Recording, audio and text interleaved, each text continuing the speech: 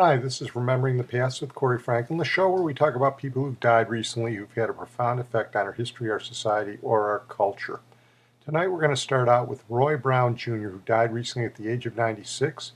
And Roy Brown Jr. was the designer of the Edsel.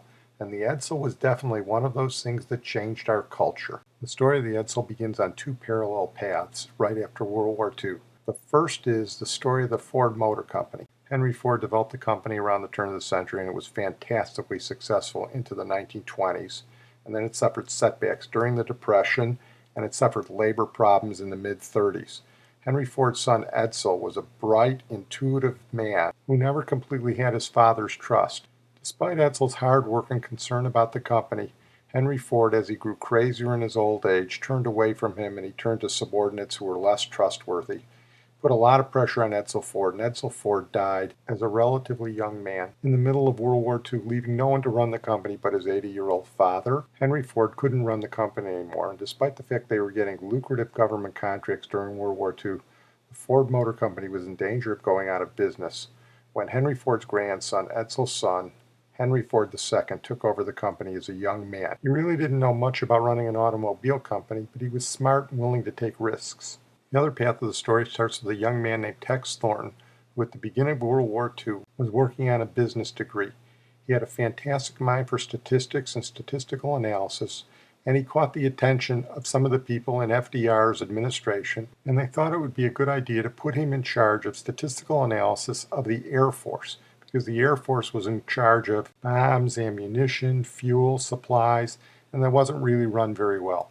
Tex Thornton recruited a bunch of junior members from the Harvard Business School, including a young man named Robert McNamara, and they became the Whiz Kids. They basically transformed the Air Force into a lean, mean fighting machine with their statistical analysis. After World War II, they didn't have anything to do, and all they had to fall back on was their formidable reputation for what they'd done for the Air Force. Tex Thornton had a brilliant idea. He sold the 10 Whiz Kids to the young Henry Ford II, Hank the Deuce as he was becoming known, and said, "We'll run your company, take us or leave us." Henry Ford II didn't have much option, so he took the 10 Whiz Kids, and for the next 10 years, into the 1950s, they transformed Ford into one of America's leading companies. Their cars, their production analysis, and their savvy made Ford a genuine rival to General Motors in the mid-50s. Tex Thornton left, but Robert McNamara and the other Whiz Kids stayed on, and Robert McNamara was promoted up the ladder. In the late 1950s, for the 1958 season, Henry Ford and his team wanted to put together the most impressive car in North America, the E-car, and they decided to put equivalent of $250 million into the production, design, and marketing of the new E-car. There were serious questions what to name the car. They even called on the poet Marianne Moore for her opinion. When someone suggested it should be named after Henry Ford II's father, Edsel, he was against the idea, but when he was out of town, the chief executive officer of the company, Ernie Breach, said, "No, that'll be okay. That's the best name for the car." With all their statistical analysis and all their market research, they were absolutely confident they had the big hit car of the 1958 season and perhaps of the next 10 years. Roy Brown was the designer of the Edsel. Robert McNamara was one of the people in charge of production, and they rolled it out in the fall of 1957. Here is Henry Ford II talking to the dealers in a well-publicized film about the rollout of the Edsel. I'm Henry Ford II, launching the Edsel, newest member of the Ford family of fine cars. The birth of this new line of automobiles is a once-in-a-lifetime opportunity for everyone who has a part in it. We are out to strengthen our position in a field where the risk is high and where the competition runs strong. Our mutual stake in success is a big one, perhaps the biggest any of us will ever have in a single venture. The best thinking available to Ford Motor Company has gone into the development of the Edsel line. We have drawn upon the top talents of our company. We have put in back of the Edsel a team of men of long experience and high competence in the fields of management, marketing, engineering, styling, and production. Out of 10 years of planning and hard work has come the only truly new car on the American road. The purpose of the Edsel can be stated very simply. It is to give Ford Motor Company a larger share of the market, and particularly of the medium price market, without detracting from the gains already achieved by the other members of the Ford family of fine cars. In the Edsel, I believe we have the car that can accomplish this purpose. It is without question one of the most distinctive automobiles ever built. It represents the sum and total of the knowledge of car design and manufacture that we have accumulated to date. From a more personal perspective, I believe the car accurately represents the ideals and principles of automotive styling, which were so strongly held by my father, in whose honor it is named. The eyes of the American people will be on Edsel. What could go wrong? Actually, the seeds of destruction were already waiting. Hank Deuce was deceiving us and may have been deceiving himself when he said my father would have loved this car. His father actually designed cars that were almost the exact opposite of the Edsel. At the end of World War II, Hank Deuce hired a man named Ernie Breech to be the number 2 man. He loved Ernie Breech. And Ernie Breech was a loyal company man who was a pretty hard-nosed guy, and he had the utmost confidence in the Edsel, and here's his remarks on it. I am Ernest R. Breech, chairman of the board of the Ford Motor Company.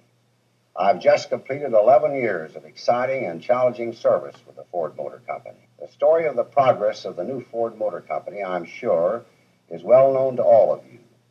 It is a story of a revitalized, youthful company that has reached a high plateau in this industry and is now looking forward to attaining an entirely new and higher plateau. The past 11 years have seen the development of a hard-hitting, intelligent, youthful management organization at the Ford Motor Company. I say youthful, but I should like to emphasize that the many managers of our business today have at least 10 years of real experience in the automobile industry. Many of us have more than 25 years of service in the industry. It is no accident that the Ford Motor Company developed a new word for the dictionary, automation, which is now so widely used to describe modern plants and modern manufacturing methods. But all these are meaningless without a strong engineering and research organization, always looking ahead to better products, more exciting products, products that will create a desire in the public to buy them.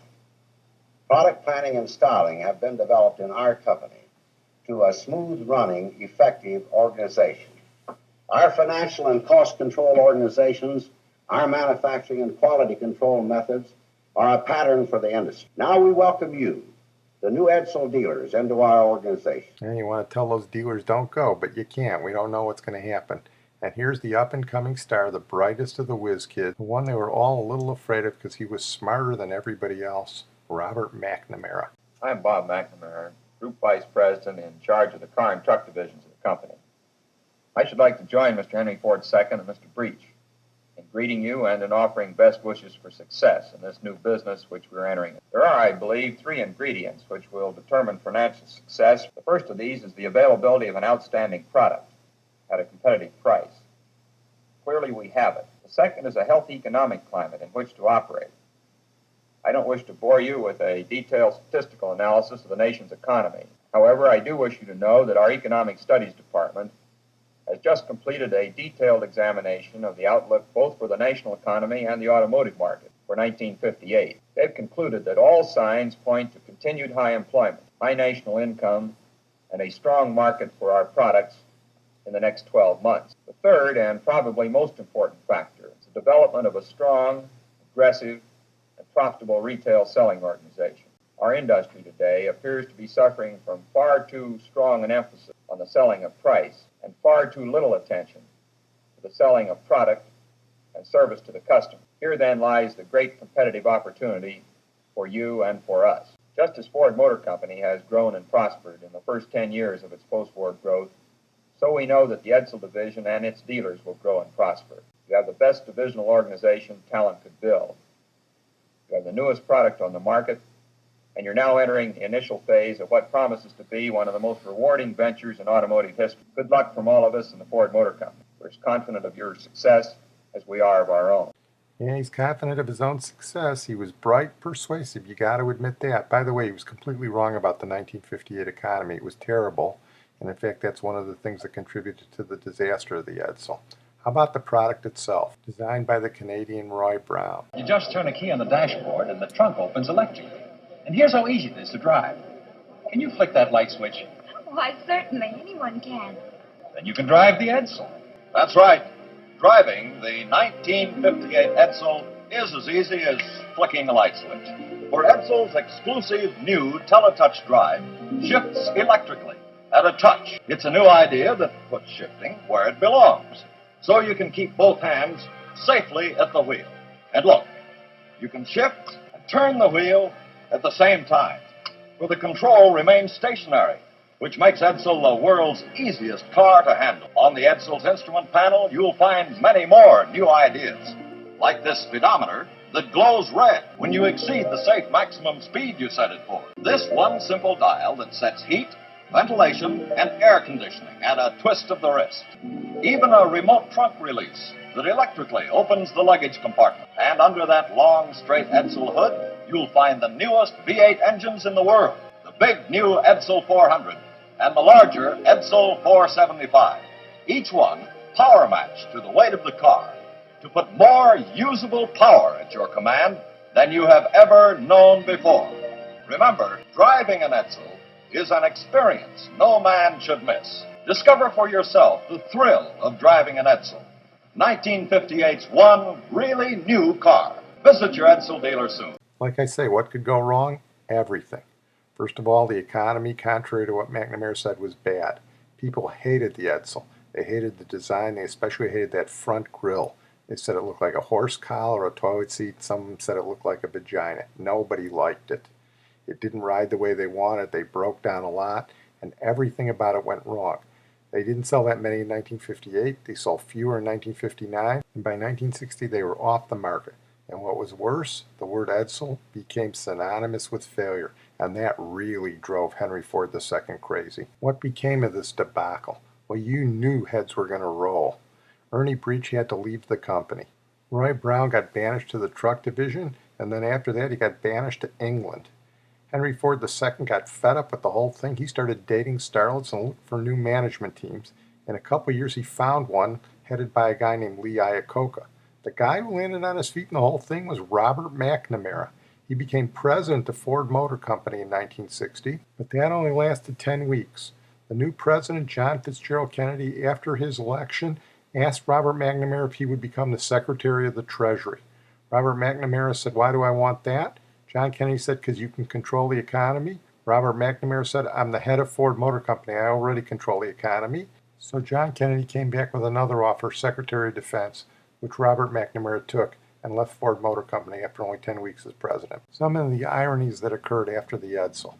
Well, Roy Brown eventually went to England and developed the Ford Cortina, which was a huge success. He swore by the Edsel till his dying day, which a number of the collectors did too. There's a huge collector organization today for the Edsel. The failure of the Edsel allowed Ford to close several plants and made it a leaner, more efficient organization in the long run. Henry Ford divorced his wife, married a hot Italian socialite, and he eventually got Lee Iacocca to run the company.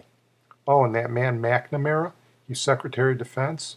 Well, he used all those statistical techniques to develop something called the body count, and he engineered the war in Vietnam. He guaranteed us we would win that one too, by the way. Robert McNamara, the only guy around with something as big as the Edsel on his resume, and it wasn't even the biggest failure of his career. We're going to close tonight with two one-hit wonders. The first is Kenny Ball, who died recently at the age of 82.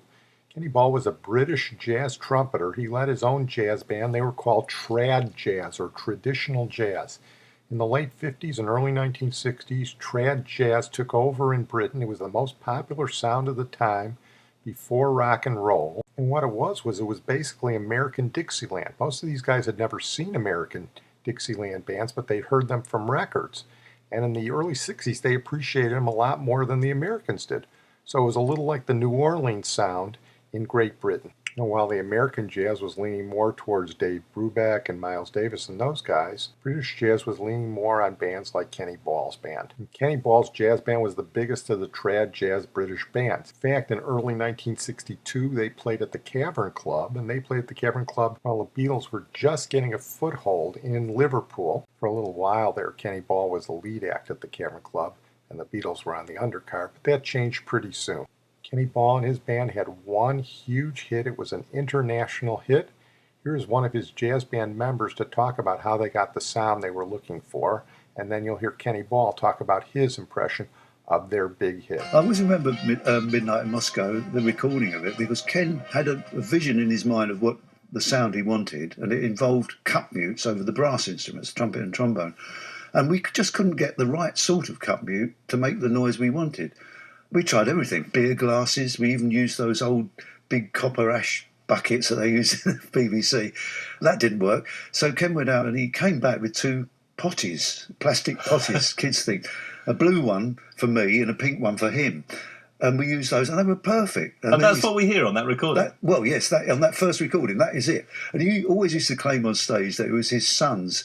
And here's Kenny Ball discussing it. When you put something onto an electronic tape from a human body or a living entity, I think somehow emotion carries onto that electronic tape.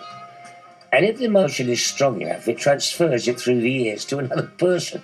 And with Midnight in Moscow, I think that happened. Well, the song was Midnight in Moscow. It was a #2 hit in the United States in 1961. And if it sounds a little familiar, it's because we used it as our closing theme in our recent Van Cliburn podcast. This was the song that Van Cliburn played as his encore in the 1958 Tchaikovsky competition. He also played it when Gorbachev and Reagan got together at the White House in 1987. There it was called Moscow Nights, and it was a classical version. Here are Kenny Ball and his jazzmen with the jazz version, Midnight in Moscow.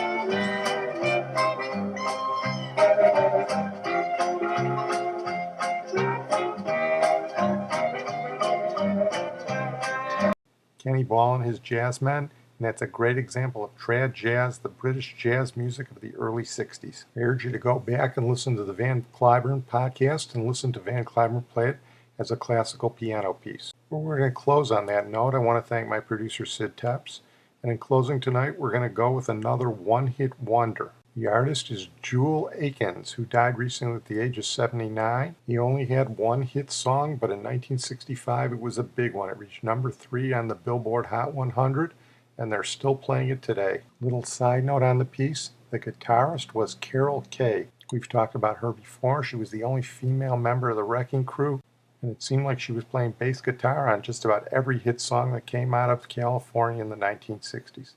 This song is called The Birds and the Bees. And I thought we'd go back to the 1965 ABC rock and roll show Shindig to have them introduce Jewel Akens. Shindig are going to pick a disc we feel could make the top 5. Then we'll invite the artist on who recorded it and ask him to sing it. And then if it makes the grade, he'll come back and sing it again on Shindig. And now tonight, here is our very first Shindig Pick of the Week. It's Jewel Akens with The Birds and the Bees.